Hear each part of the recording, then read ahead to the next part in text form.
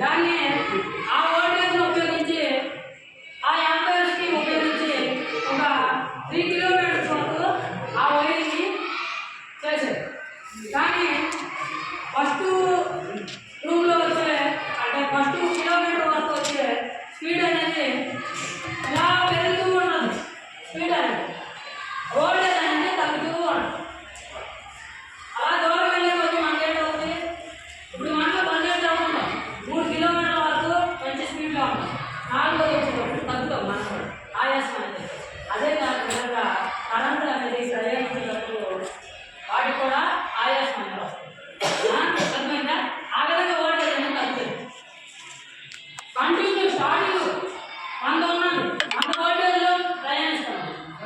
కానీ ఎండింగ్ వచ్చే వరకు 100 కావాలంటే డిస్టెన్స్ అనేది ఉపయోగించాలి. దాన్ని ohm's law distance. Water bottle ఉందా?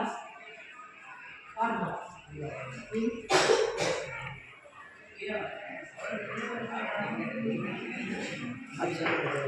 ఈ వాటర్ బాటిల్లో వాటర్ ఉంది ఉందనుకోండి, లేదని నా చెప్పండి చెప్పు అర్థమైందా?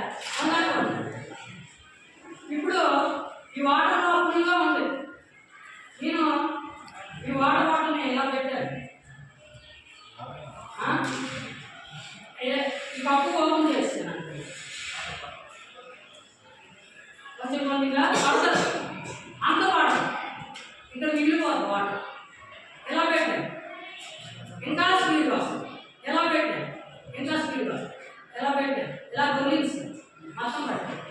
ఆ ప్రెజర్ అనేది మొత్తం వేస్ట్ అయిపోతుంది. స్టార్టింగ్లో ఎలా ఉంది, మనం ఎంత ఉపయోగించాలో అంత కరెంట్ అనేది మనం ఉపయోగించుకోవచ్చు. ఎన్ని వోల్ట్లు కావాలో ఆ బోర్డుకి అనేది అన్ని వోల్ట్ని పంపించాలి.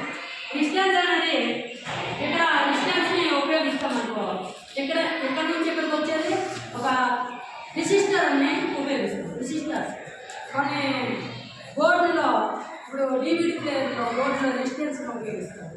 అలాగే టీవీలో డీసీ సప్లై ఏదైనా ఉన్నా అక్కడ రెసిస్టర్ని ఉపయోగిస్తారు. సాల్డరింగ్ చేసేటప్పుడు ఆ బోర్డులో ఉన్నది రెసిస్టర్ అనేది. ఆ రెసిస్టర్ని ఉపయోగించి ఆ శక్తిని